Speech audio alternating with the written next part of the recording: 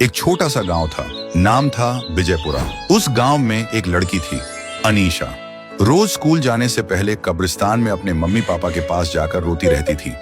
अनीशा के mummy papa दोनों एक एक्सीडेंट में यमराज जी के पास चले गए थे। रोने के बाद वह चुपचाप स्कूल आती थी। स्कूल में अनीशा किसी से भी बात करने जाए तो सब उसे देख के हंसते थे। कोई उससे दोस्ती नहीं करना चाहती थी क्योंकि उसके पास मम्मी पापा नहीं थे। सब उससे देख के दूर भागते थे। अकेले घर में उसे बस एक चीज प्यारी लगती थी, एक पुराना आईना जो उसके मम्मी पापा के कमरे में पड़ा था। उसमें कुछ अजीब सा आकर्षण था।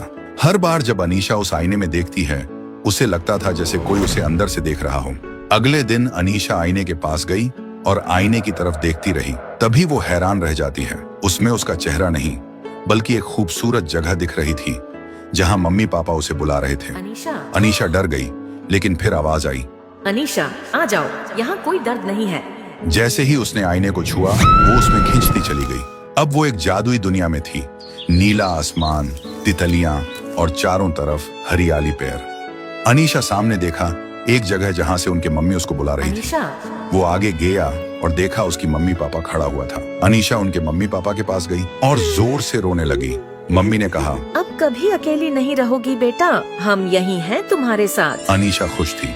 वो दिन अनीशा ने बहुत हंसी खुशी में बिताया, लेकिन धीरे धीरे उसने देखा उस जगह पर कोई और भी लोग थे, ना हंसते हुए ना चलते हुए। ऐसा लगता था कोई जिंदा जैसा नहीं है।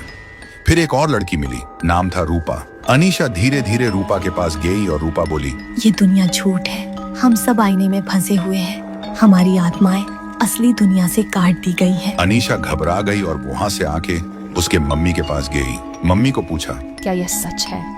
ये दुनिया झूठ है? मम्मी की आंखें लाल हो गईं, आवाज बदल गई और बोली, अब तुम वापस नहीं जा सकती अनीशा, तुम्हारा जीवन अब यही है। अनीशा डर के मारे भागने लगी। वो दौड़ती है, चिल्लाती है और वो आईना के पास जाने लगी। आईने की चमकती हुई सतह को छूते ही अचानक वो जोर से चीखती है और वापस अपने कमरे में आ जाती है और दौड़ के उनके मम्मी पापा के कमरे पर चली जाती है और देखती है आईना उधर ही खड़ा हुआ था। बहुत शांत, कोई आवाज नहीं। अनीशा हैरान हो गई। तभी बाहर से आवाज आई, अनीशा बेटा तुम ठीक तो हो ना? तभी दौड़ते हुए उनके मम्मी पापा आ जाती हैं। अनीशा रोने लगी और बोलने लगी, आप दोनों चले गए थे आईने में, मैं अकेली थी। मम्मी हैरान होके बोलती हैं, अरे नहीं बेटा, हम तो यहीं हैं। तुमने बुरा सपना देखा होगा। अनीशा फिर से उस आईने के पास गई और आईने पर देखती रही।